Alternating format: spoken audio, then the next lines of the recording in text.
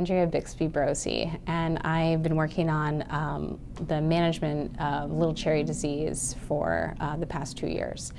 One of the major goals of the project is to be able to recommend management strategies to growers because we don't really know what to tell them as far as, okay, well, so you have a couple of trees that are infected. Does that mean that they need to remove the entire orchard, or do they just need to remove those 3 trees and a few around it? And with this whole orchard sampling, we have another year of data to still collect, but with this initial year, we found that it's mostly located in areas adjacent to previous infections. So that kind of gives us a basis for where growers need to be looking and to where they need to be focusing their management on. Infected trees sometimes don't show symptoms, and we want to provide them with some sort of method to predict where in the orchard these trees are located. So we did a project where we looked at basically like a whole orchard sampling, but we really only sampled 250 trees per orchard because that's all we had funding for. But we were able to determine that most of the infected trees are within a 3-tree radius of previous infections. And we did some random sampling and figured out that that's not actually a good sampling technique, where we just sampled throughout the orchard with no direction, just kind of trying to see if the disease was in other parts. But we concluded that it's mostly just around those previous infections, but also it's good to go through the orchard and look for visual symptoms as well, because the visual symptoms act as a red flag. The other thing that we looked at were mealybug infestations, and whether or not we can assume that all orchards that have little cherry disease also have mealybugs. And we found that only half of the orchards that we visited that had positive little cherry virus 2 infections actually had active mealybug populations, which was really surprising. So we can't assume that an orchard that doesn't have a mealybug population also is not infected with the disease.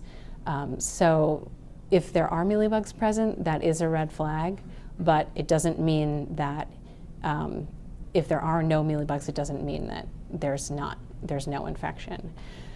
So then again, we focused on vector control, so specifically apple and grape mealybug control. And we did find that delayed dormant applications are really good at controlling apple mealybug. And for grape mealybug, we actually did some systemic compounds after petal fall and found that those worked really well. We're repeating those experiments next year, and so we'll have a little bit more information. The other thing is that we wanted to have some information for organic growers. So we did some trials with some summer oil and the delayed dormant timing, but found that there was really not much control at that timing. So we also did find a new parasitoid for the apple mealybug. That's Anagyrus schoneri, and in 2015, this is the first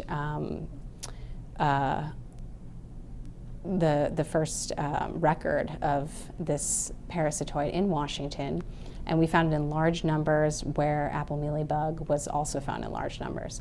So that's promising for organic growers to be able to maybe conserve these natural enemies or attract the parasitoids to their orchards to control apple mealybug. If trees are left in the orchard that are infected, maybe they don't show symptoms and that's why they weren't removed, they can continue to infect the orchard either through root grafting or through the spread by mealybug.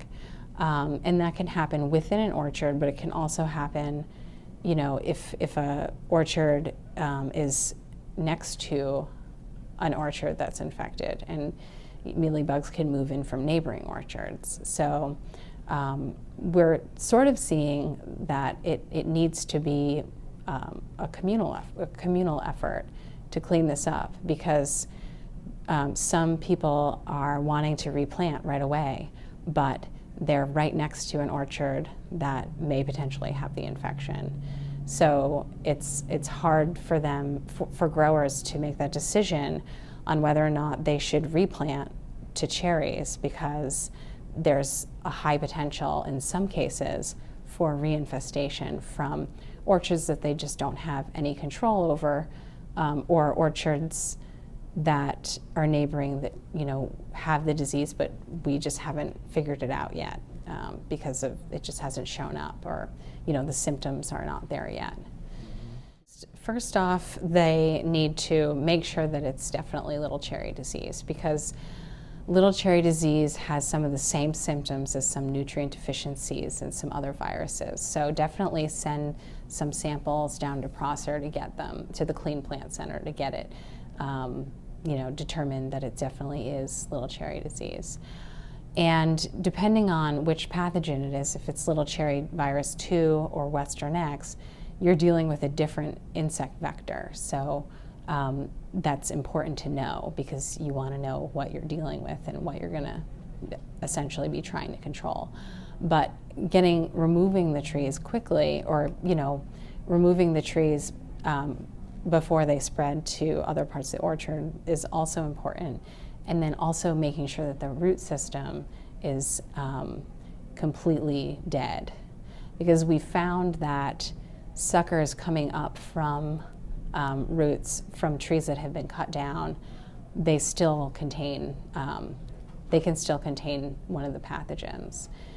So that's even, you know, sometimes we'll see trees cut, but they haven't been treated with herbicide, and so there's all these suckers coming up, and so that acts as a sink for the. So so the disease is still in the orchard, even though it's not, you know, the tree's removed, but it's still in the system.